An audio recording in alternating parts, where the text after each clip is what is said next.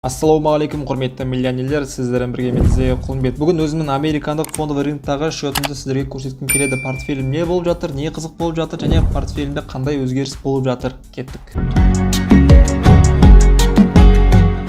Сонымен достар, сіздер менің Freedom Finance брокерский счетында отырсыздар. Нақтырақ айтсақ, американдық счетында. Бұл жерде көріп отқандай, менің 9 общий компаниям бар, сатып алған. Оның ішінде 8 акция және 1 ETF фонд. Егер достар ETF фонд жайлы білмейтін болсаңыздар, комментарийға жазып отырыңыздар, мен сол жайлы бөлек ақпарат шығаратын боламын. Енді қараңыздар, осы 8 акцияның ішінен 1 акция ғана дивиденд төлемейді. Егер білмесеңіздер, менің стратегиям тек қана дивиденд төлейтін компанияларды сатып алу. Бірақ бұл жерде мен бір дивиденд төлемейтін компания сатып алған себебім, менің кумирлерімнің бірі бұл Ричард Брэнсон. Осы Ричард Брэнсонның компанияларының бірі, қазір тикерін сіздерге көрсетейін, міне SPSE. Бұл компания Virgin Atlantic компаниясы космосқа путешествие арқылы адамдарды жіберу мақсаты болып табылады. То есть болашақта сіздер егер ақшаларыңыз көп болса, онда сіздер компанияға ақша төлеп космосқа путешествие ретінде ұшып айтсаңыздар болады. Вот сондай мақсатта бұл компания жұмыс жасап жатыр. Болашақта өте перспективный компания болып табылады. Сол себепті Ричард Брэнсонға мен сенгендіктен осы компанияны сатып алдым, дивиденд төлемесе де. Қалған компаниялар барлығы дивиденд төлейді. Енді қараңыздар, ақшалай қалай болып тұр.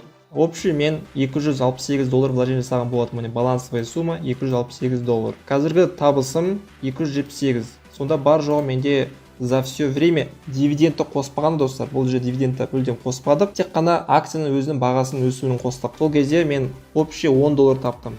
Просто акцияның өсуінен $10 таза табыс таптым. Енді қараңыздар, осыдан бірнеше апта бұрын мен 4 компания сатып алған болатынмын. Ол қандай компания десеңіз, міне ең бірінші ETF фонд OUSA тикері жазылып тұр. Одан кейін SPSE Virgin Galactic Atlantic. Потом бар BEN USA тикері BEN деп аталады. Одан кейін соңғы компания EQN деп аталады. Осылай менде общий қазіргі портфелімде 9 компания бар. Енді қараңыздар, мен өзімнің Excel таблицам бар. Арнайы өзіме ыңғайлап жасап отырамын. Осы Excel таблицаны жасағаннан өзім кайф аламын. Сол себепті бұны сіздерге жасау не обязательно болашақта. Қазіргі уақытта приложениялар бар, сол приложенияларды қолдансаңыздар да болады. Енді қараңыздар, Excel таблицамен сіздерге қысқаша таныстырып өтейін. Ең бірінші пункт бізде название, компанияның толық аттары жазылған. Одан кейін екінші пункт бізде тикері, үшінші пункт компанияның секторы, потом бар индустрия. Енді қараңыздар, осы жерде сіздерге диверсификацияны айтқым келеді. Сіздер, когда компания сатылған кезде, ешқашан тек қана бір сектордың ішінде немесе бір индустрияның ішіндегі компанияларды сатып алмаңыздар. Максималды түрде компанияларыңыз әртүрлі секторда болсын және әртүрлі индустрияда болсын. Сол кезде сіздің портфеліңіз более стабильный болады. Себебі кризис кезінде сіздер тек қана бір секторда сатып алсаңыздар, сол сектордағы компаниялар құлаған кезде бүкіл сіздің портфеліңіз минусқа кетуі мүмкін. Сол себепті сіздер әрқашан әртүрлі сектор және әртүрлі индустрияда өздеріңіздің компанияларыңызды сатып алу керексіздер. Бұл диверсификация әрине достар, любой жерде қызмет жасайды. Диверсификация криптовалюта болсын, бүкіл криптовалютаны бір жерге сақтамаңыз деген, және фондовый рынок болсын, банковский депозит болсын, бұл любой сферада жұмыс жасайды. Енді келесі пункт бізде инфо о дивидендах, қай компания қанша процент төлейді, жылына қанша рет төлейді. Міне қарап отырсаңыздар, мен жылына тек қана 4 рет төлейтін компанияларды ғана алып отырамын. Одан кейін мына жақта количество акций, каждый бір штуктан, мына реинвест, то есть дивидендтен түскен доходтан тағы акция алған кезде осыны реинвестке салатын боламын. Бұл жердегі ең соңғы пункт месяц деп аталады. Бұл дегеніміз не? Қай компания қай айда және қай числода дивиденд төлейді. Мен осыны жазып отырамын, маған осылай ыңғайлы. Міне қараңыздар, алғашқы 3 компания бірдей уақытта дивиденд төлейді екен, то есть февраль, май, август, ноябрь. Біреуі февральдің 1-і, біреуі февральдің 4-і, біреуі февральдің 11-і. Әрине бұл кішкене өзгеруі мүмкін, кейбіреулері февральдің 10-і төлеуі мүмкін, 12-сі төлеуі мүмкін. 100% осы уақытта төлейді деген сөз емес. Кішкене болса да күндермен айырмашылық болуы мүмкін. Одан кейін келесі компания апрель, июль, октябрь, декабрь. Оның астындағы компания март, июнь, сентябрь, декабрь, январь, апрель, июль, октябрь, сосын бар соңғы компания январь, апрель, июль, октябрь төлейді. Осыған қарап сіздер болашақта түсетін дивидендтің күнін анықтай аласыздар. Және дәл қазір менің мақсатым орындалды. Менің алғашқы мақсатым ай сайын дивиденд алып отыру керек болатын. Мен осыған қарап ай сайын маған дивиденд түсетінін көзім жетті. Енді менің келесі мақсатым апта сайын дивиденд алып отыру.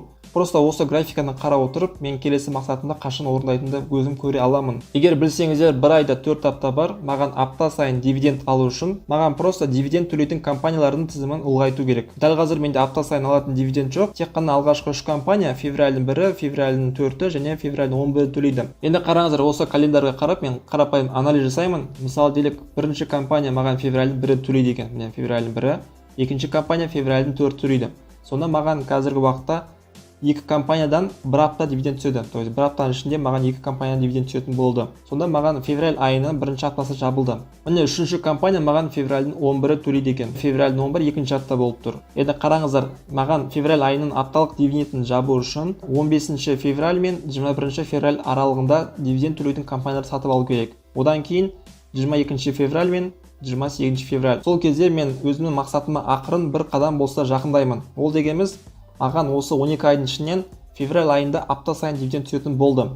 Сөйтіп мен өзімнің осы мақсаттарымды айқындау үшін осындай Excel таблица арқылы бақылап отырамын. Одан кейін менде мынау жерде общая сумма деген бар. Бұл жерде қазақстандық фондовый рынок және американдық фондовый рыноктардың общий вложениясынан қанша маған дивиденд түсті. Осыны бақылап отырамын. Міне қараңыздар, американдық фондовый рынокқа мен 2020 жылы $114 вложение жасадым. Получил дивидендтен $2.21. 2021 жылы әлі аяқталған жоқ, бұл сумма өсуі мүмкін. Қазіргі уақытқа дейін мен $162 вложение жасадым.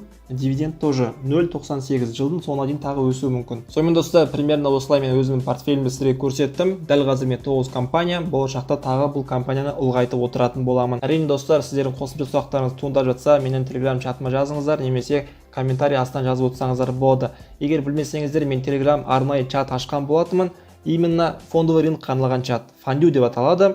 Ол жерде тек қана фондовый рынок тақырыбы бойынша сіздер бір-бірімен біліммен алмасып отырсаңыздар болады. Менің мақсатым Қазақстанның бүкіл қазақша аудиториясын осы фондю деген чатқа жинағым келеді. Сол кезде біз номер 1 боламыз. Егер бұл видео ұнаса, видеоның астына түсіп лайк басып, подписка басып, колокольчикті басып және комментарийға өздеріңіз сұрақтарыңызды жазып отырсаңыздар болады. Сіздермен болған мен Зеқылбек, келесі жүздескенше сау сәлеметте болайық.